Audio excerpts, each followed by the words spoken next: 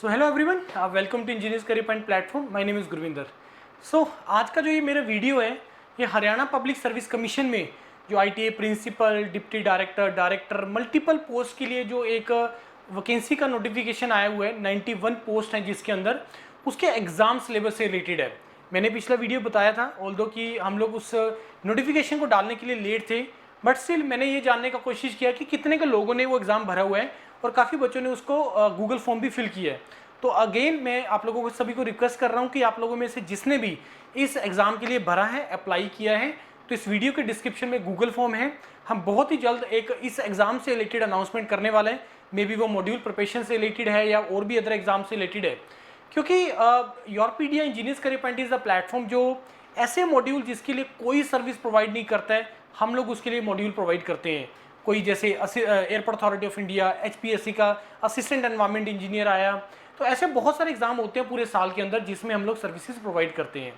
तो अब जब से मैंने वीडियो डाला है तब से बहुत सारे स्टूडेंट्स का रिक्वायरमेंट आ रहा है कि सर इसका एग्जाम सिलेबस क्या होगा, एग्जाम पैटर्न क्या होगा। तो मेरा जो अभी आज का वीडियो है तो एग्जाम सिलेबस से रिलेटेड है।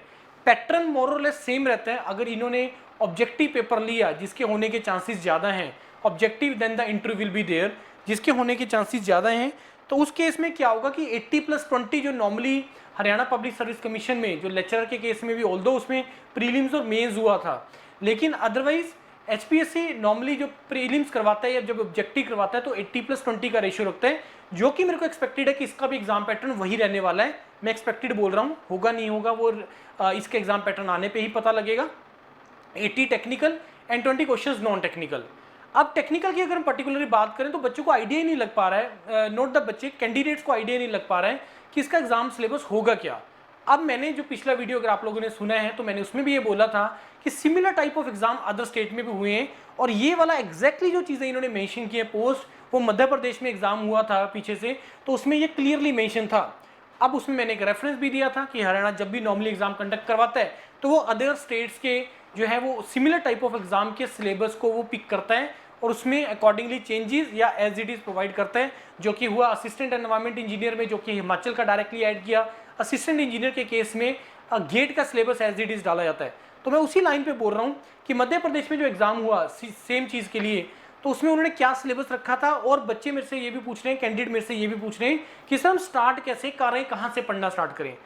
लॉजिक ये है कि उन्होंने कोई ऐसे ब्रांच वाइज वैकेंसी नहीं निकाला है, सभी को कॉमन इन्होंने वैकेंसी निकाला है, तो इट मीन्स कि इसका पेपर कॉमन होने वाला है, पहला पॉइंट। दूसरा, ये जो है एक आईटीए प्रिंसिपल का पोस्ट है जिसमें आपको जो वो चीज़ें पूछेगा वो आपकी आईटी बेसिक लेवल का पूछेगा।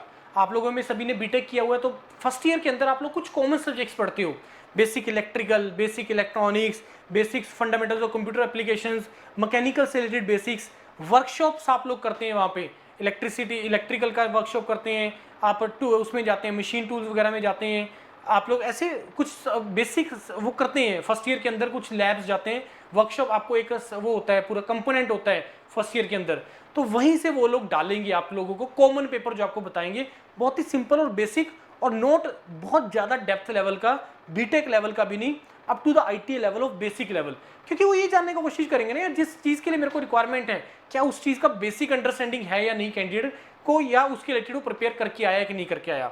तो उसी चीज़ को ध्यान में रखते हुए मैंने अभी एक सिलेबस ओपन किया है जो मध्य प्रदेश के अंदर engineering skill development and vocational training से रिलेटेड था। अब देखो उन्होंने क्या टॉपिक डाले, अब कहाँ से आपको स्टार्ट करना चाहिए वो ध्यान से सुनना।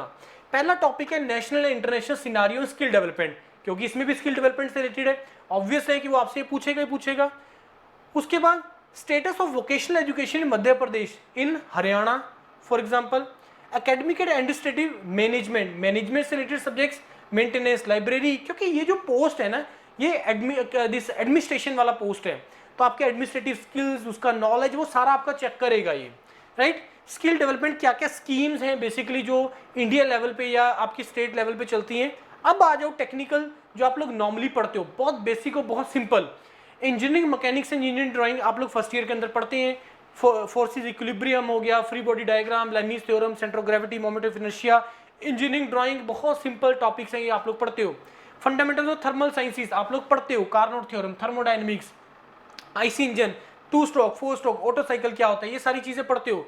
Basic knowledge of workshop science, ये आ गया जो आप नॉर्मली वर्कशॉप के अंदर पढ़ते हो, मटेरियल साइंस से related, heat treatment, fitting shop आप लोग करते हो वर्कशॉप के अंदर, वेल्डिंग शॉप आप लोग करते हो, मेटल कटिंग, कटिंग से रिलेटेड आप लोग मशीन शॉप आप करते हो वहां पे।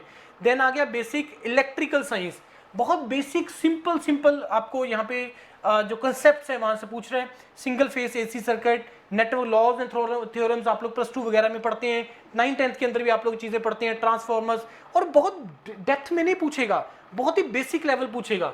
बेसिक इलेक्ट्रॉनिक्स एंड कम्युनिकेशन, बहुत सिंपल और बहुत स्ट्रेट सिंपल चीजें डायरेक्टली। और दूसरा चीज है वो ये भी ध्यान में रखेगा ना, क्योंकि उसने कॉमन पेपर निकाला है, तो ऐसा ना हो कि किसी एक ब्रांच को एडवांटेज हो जाए, किसी को डिसएडवांटेज हो जाए, तो वो सभी सब्जेक्ट्स को वहां पे डालेगा जो भी ब्रांच का वो एलिजिबल कर रहा है, लेकिन बहुत ही बेसिक चीजें पूछेगा।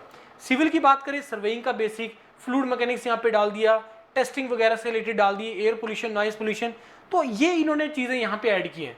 तो मेरा आप लोगों को एडवाइस ये है कि अगर आप लोगों को स्टार्ट करना है तो यहाँ से स्टार्ट करो, engineering mechanics, engineering drawing, fundamental of thermal sciences, मतलब उठाओ यार, +2 की बुक्स उठाओ और उसको पढ़ना स्टार्ट कर दो। अदरवाइज आप लोगों में से जो भी इंटरेस्टेड है, हम लोग प्लान कर रहे हैं इसको मॉड्यूल लॉन्च करने के लिए, तो आप लोग वीडियो के डिस्क्रिप्शन में गूगल फॉर्म है उसको भरो और अपना प्रिपरेशन स्टार्ट कर दीजिए, राइट।